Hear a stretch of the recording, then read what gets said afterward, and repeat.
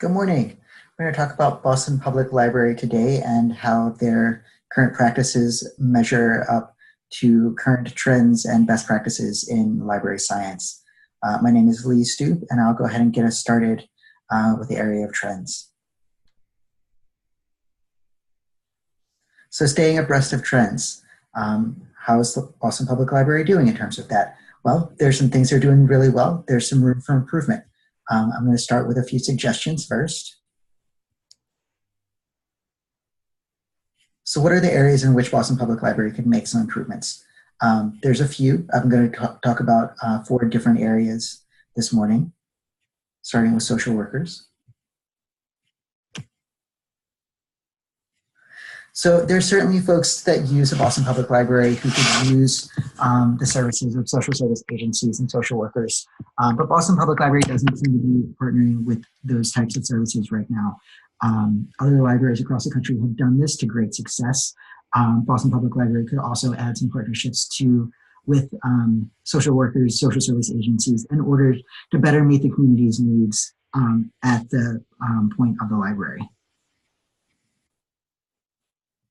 They do offer storytime classes in more than one language, but those classes are not very well labeled or listed in the library's event page. It's actually really difficult to find them because a lot of them aren't called anything to do with bilingual or foreign language or other languages. So, that makes it difficult for folks who perhaps their first language isn't English, perhaps they're not proficient in reading English. It makes it difficult for them to find these classes on the website. So it would really be beneficial to these communities if BPL would better label these foreign language or bilingual story times on their website. Additionally, about half of the 25 branches have ADA accessible entrances. That means that folks at the other half of the branches who may need wheelchair ramps or wider entranceways would have to travel outside their communities or their neighborhoods in order to use the library. So Boston Public Library does frequently renovate their branches. It is our suggestion that the rest of these branches that don't have ADA accessible entrances need to be updated to meet that requirement as soon as possible. And finally, the way that Boston Public Library describes the impact that they're having on the community currently is pretty numbers-based. It's really about how many people are coming to their libraries, how many materials are being checked out, rather than this is the effect that we had on the community in terms of kindergarten readiness of children and internet access to families. Talking about this impact that they're creating would be a better way to help the public be aware of the library's value to the community. So what are things that they're doing well? There's a lot of them. I'm going to talk about 8 different areas this morning, starting with internet access. So in terms of internet access, all the branches have Wi-Fi available to users. Most have laptops that folks can check out and use in the library. And Boston Public Library System has recently started lending out Wi-Fi hotspots that folks can take home, really extending internet access into the community. They have tons of ESL resources available. They have classes and conversation groups at many branches. Many branches also have foreign language collections that are geared toward their local community's needs. They offer a wide variety of children's classes. They have things like traditional story times for many different age brackets. They have things like family dance parties. They have toddler playtimes. They have, as you can see from this picture, they have a tinkering and invention workshop for small children. So they really have a wide variety of really creative classes for kids. They also offer a number of different types of community spaces. They have cafes in some of their branches. They have social spaces for gathering or for folks to rent out. They have specific teen spaces at some of their branches. They have maker spaces at some of their branches. So they really, again, have a wide variety of the types of social community spaces that they offer. They also offer a wide variety of community programs, mostly at their central library. They have a concert series, they have author talks, they have a lecture series, so really bringing the community into the library. Nearly every branch offers a Lucky Day collection for folks who don't want to wait, um, in a long line to check out a book. They can take their chances with a Lucky Day.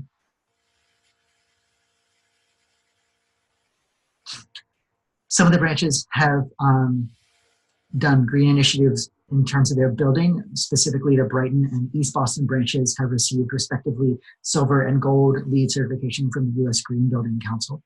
This is the East Boston branch pictured here, really creative design, as you can see. Many of the local branches are branded to align with the feel of the neighborhood community that surrounds them in several different ways. In terms, beginning with branch names. A couple of the branches, several of them are named after historically notable local residents. A number of the branches have local history collections and other local relevant specific collections to their neighborhoods. And specifically, the Chinatown branch really understands that their community, their local community, is mostly made up of immigrants. And so they employ bilingual staff. They offer also immigration and citizenship information. So some of these are the different ways that Boston Public Library is really keeping abreast of trends and pushing the envelope in terms of ways that they're meeting the community's needs. So we'll move on to the next section.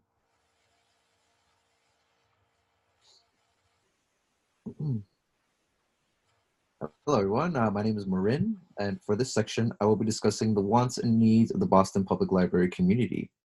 And this is all based on analysis of partnerships, newsletters, blogs, social media sites, as well as annual and quarterly reports.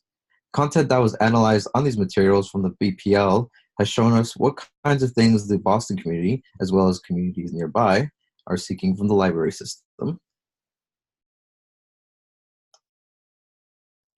So for newsletters and blogs, newsletters keep the community up to date with the latest developments in library resources and news stories that inform readers on current social and political issues happening around them and around the world. From the types of stories that the BPL publishes in their newsletters, they've addressed certain needs that the local community has. As seen in the BPL's newsletters, many patrons and other members of the community have difficulty accessing internet for a variety of reasons. Not only has the BPL addressed the community need for internet, but they have taken the step further to lending Wi-Fi hotspots to its community, as stated by my colleague Lee. The BPL has just launched this program in October of this year, according to one of their recent newsletters. Other community needs that have been found in some of the newsletters are stories that deal with the issues of race and even entertainment, such as sports. As for the blogs also address similar type of content in terms of community needs that the newsletters write about. The blogs take it a little further and have written stories and how-to posts, such as how to use your smartphone. And other blogs have addressed the similar types of content of current and social events such as with issues of racism. One of the most recent blogs has also discussed religion and holidays, and during the fall and winter seasons is the type of topic that communities usually take interest in. So the BPL does a good job in informing the public of these things. Next slide, please. So for community partnerships, the BPL has a page on their website which shows the many partnership groups that the library has aligned themselves with so that they can serve their communities better. The types of partnerships that they work with deal with things such as education, internet access, and groups of allies that help the BPL promote their library services.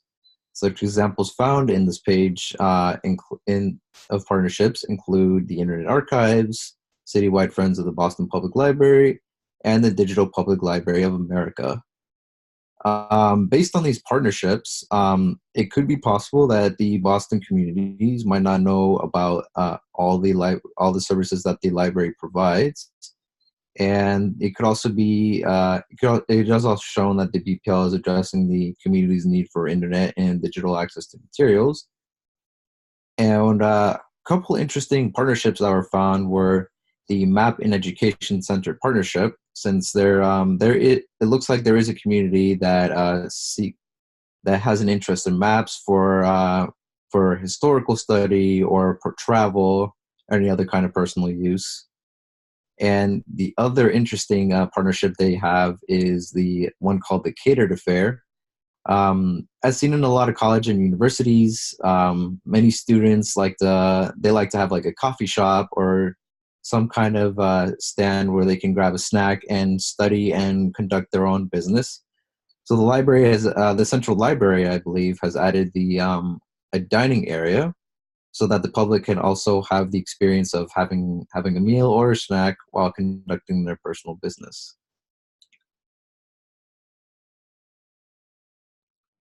So for annual and quarterly reports, there are 3 different sets found on the Boston Public Library site. There's usage data, yearly accomplishments, and state-level statistics. The usage report takes record of how many patrons visit the branches every quarter. The data collected in these reports also considers circulation use, computer use, wireless devices used, and how many patrons they are reached out to. Based on this, the BPL library system is keeping data to make sure the community is visiting the library and is able to know about the resources available in all its branches, since not all patrons are able to know about these things for many reasons. And I also recently analyzed the 2017 list of accomplishments, which discussed the projects accomplished for that year. The projects reported in this document discusses renovation of the central library, improvement on Wi-Fi, and on special collections. The BPL has taken into account what aspects of the central library and its branches need improvement in order to better fulfill the community's needs, whether it be a renovated building or more current and up-to-date resources. But next slide. So for social media sites, I analyzed Facebook and Twitter content. The content found on both these sites. Posts are made on these sites at the same time on both social media sites. As seen with many public libraries and its communities, people depend on the library's social media sites for upcoming events, as well as hours and days the library will be open, especially during holidays or any other big things going on in the community. The public also looks to social media sites for important events happening outside the community, such as the recent Macy's Thanksgiving Parade.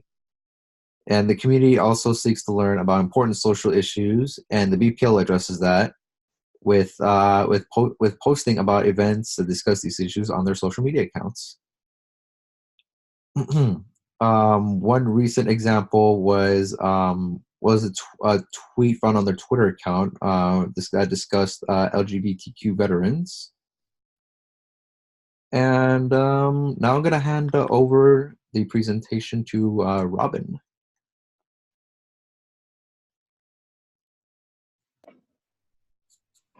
Thank you. We're going to talk about language use on the library's website. We have analyzed the library's online presence to figure out how language use might shape the community's perception of the library. The lenses we use are the 3 pillars of philosophy developed at the Howard County Library and the 3 key assets, people, place, and platform, outlined by the Aspen Institute.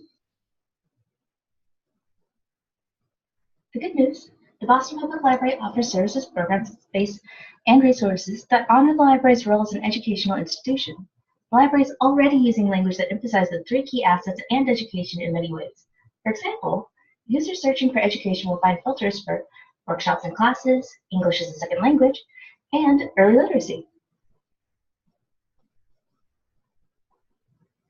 Moving forward, the Boston Public Library is an outstanding educational institution, so we propose promoting it as exactly that by consistently applying the 3 pillars of philosophy to the excellent services and resources already offered. By updating the navigation menu and events page, including organization and language use, to fit the 3 pillars philosophy, we can signal to users that everything the library offers is education and therefore critically valuable to the community.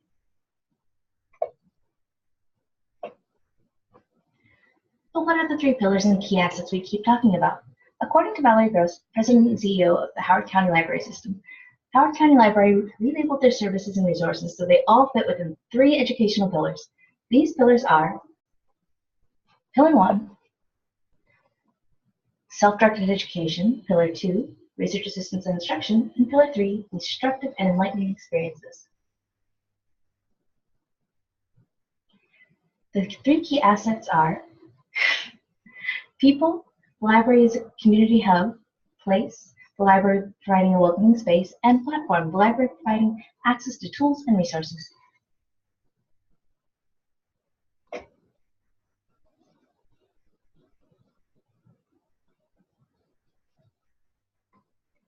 Pillar 1 includes all physical and digital collections. The easiest place for users to look for physical and digital collections are in the tab Books and More. This currently includes links for by format, learning and research, and reading recommendations. The problem is, by calling reference services learning and research and reader's advisory reading recommendations, the headings indicate to users that reading is not learning. Pillar 2 includes all classes and workshops and research assistance. For research assistance, users can call or email reference services. Unfortunately, there is no mention of this anywhere that someone looking for research help might look. Instead, the number and email address are buried in the Contact Us page under the About tab. Users have no hope of finding this research unless they already know the library offers it. For instruction, the Boston Public Library uses the language of education to demonstrate value. Actually, can we go back one slide, please?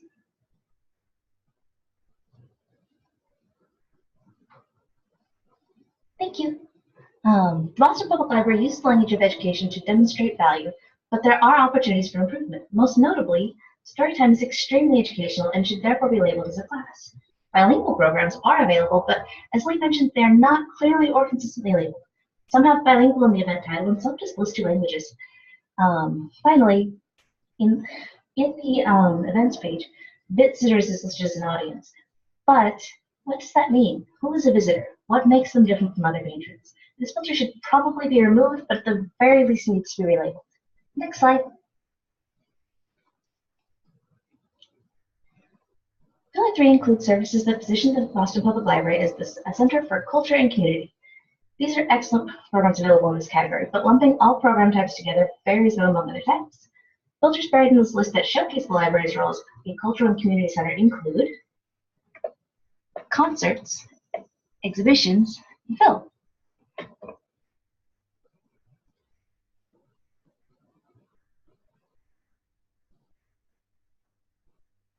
Next slide, please. The proposed redesign, by updating the website's navigation menu and events page, including organization and language use, to fit the 3 pillars philosophy and emphasize the 3 key assets, we can signal to users that everything the library offers is education and innovation, and therefore valuable to the community. The navigation bar includes a list of drop-down menus. If the user clicks on Books and More, they find 3 headings with each include lists of subheadings. The level 1 headings are by format, learning and research, and reading recommendations. From a strictly usability-focused perspective, this makes sense. Some users are looking to browse a specific format, some are looking for reference services, and some are looking for reader's advisory. The problem is, by calling reference services learning and research and reader's advisory reading recommendations, the headings indicate to users that reading is not learning. It's cute, but it does not promote the library as an educational institution. Instead, we propose by format, research, and reading. Counterintuitively, by please go back one slide.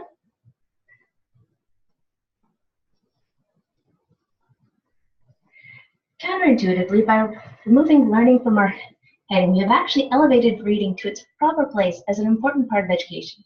This is particularly important because books are what most people think of when they think of libraries. Incidentally, research would be an appropriate place for an Ask the Librarian link. Next slide.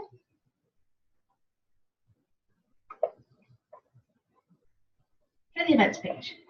On the right, you will see a screenshot of what the events types currently look like. We are proposing on the left, for the events page, we recommend completely reorganizing and refocusing the event type filters.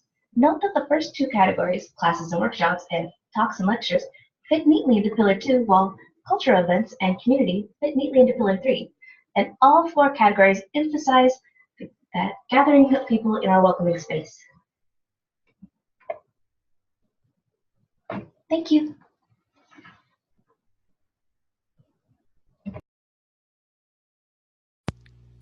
Hi, I'm Angela, and I'll be doing the next section, the BPL, Then, Now, and Tomorrow. For a library that is over 165 years old, the Boston Public Library has accomplished much. Technology-wise, the new hotspot loaning program, however, this past summer, the goal of having 1 million minutes read was surpassed by over 900,000 minutes, totaling 1.9 million minutes read across the city, and how the Boston Public Library is opening new branches, renovating older ones, and becoming more energy efficient and relevant in regard to current and future trends, all the while. According to Rising to the Challenge, providing access and connecting knowledge to the needs of individuals and the community has always been at the center and mission of the mission and purpose of libraries. Public libraries that align their people, place, and platform assets, create services that prioritize and support local community goals, will find that the greatest opportunities for success are in the years to come. But there is something we saw that was missing at the Boston Public Library: true community engagement with those that need the library the most. The needy in this city and low-income wage earners are not benefiting from many of your services because they are simply not made for them. For example, salary negotiation classes, but nothing about budgeting. Healthy eating classes for children, but none for their parents and adults. Community engagement is primarily focused on the legacy of this library, but not the legacy of its citizens. We have a few suggestions to help you get started with that, to go ahead and change that and partner with the community to get more community input and have classes that reflect what the city really needs, which is education, more chances to escape poverty, and a valid platform to voice their concerns, viewpoints, and suggestions for the betterment of our society. We see there is a need to reach out and pull those people in that are outside, and in some cases have no idea what a library is, what a library card is, or that it's free, and that a library is a resource of knowledge that is made for them and their needs. Here are 3 suggestions for changes you can implement to get you started. 1. Financial literacy classes. Budgeting, saving, investments, retirement, home ownership, building equity, and similar content should be taught as an essential part of the library curriculum. Your own chairman of the Board of Trustees, Robert E. Gallery, has a history of serving as the president of the Bank of America, Massachusetts, for over a decade, and members of the Finance and Audit Committee would be of great help in making those classes a success.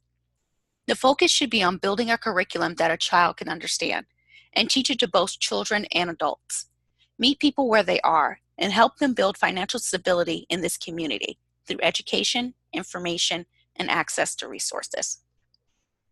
According to Amy Granger, Libraries in the Exponential Age, New York Public Library provided knowledge security in the form of financial literacy experts who provided tools and training. Suggestion number 2. Add and improve the healthy eating / meal planning classes that you have. You currently have classes for children, but not for the adults who were buying the food in the first place. They should know how to cook healthy food, how to make it delicious, and how to do it all on a food stamp budget. Partner with local vegan restaurants and community gardens and passionate members of the community to help build and share those life-saving skills.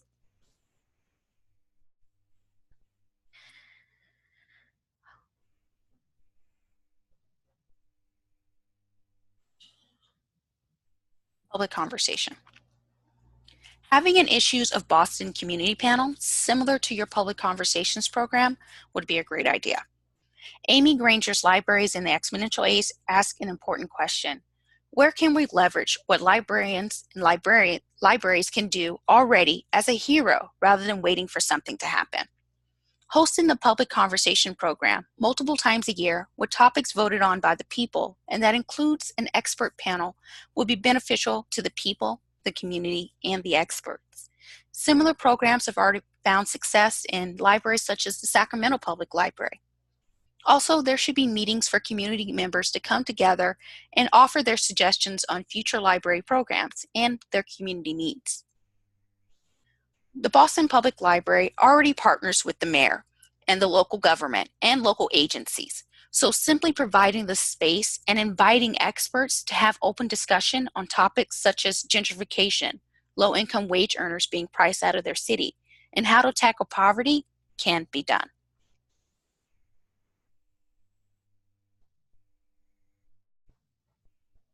I take this time to remind you of two things: the mission statement of this library and the words that are posted on the outside of the east and north walls of the McKim building. The Commonwealth requires the education of the people as the safeguard of order and liberty, and the public library of the City of Boston, built by the people and dedicated to the advancement of learning. 1888. Mission statement. The Boston Public Library's mission is to preserve and provide access to historical records of our society and to serve the cultural, educational, and informational needs of the people of the city and the Commonwealth.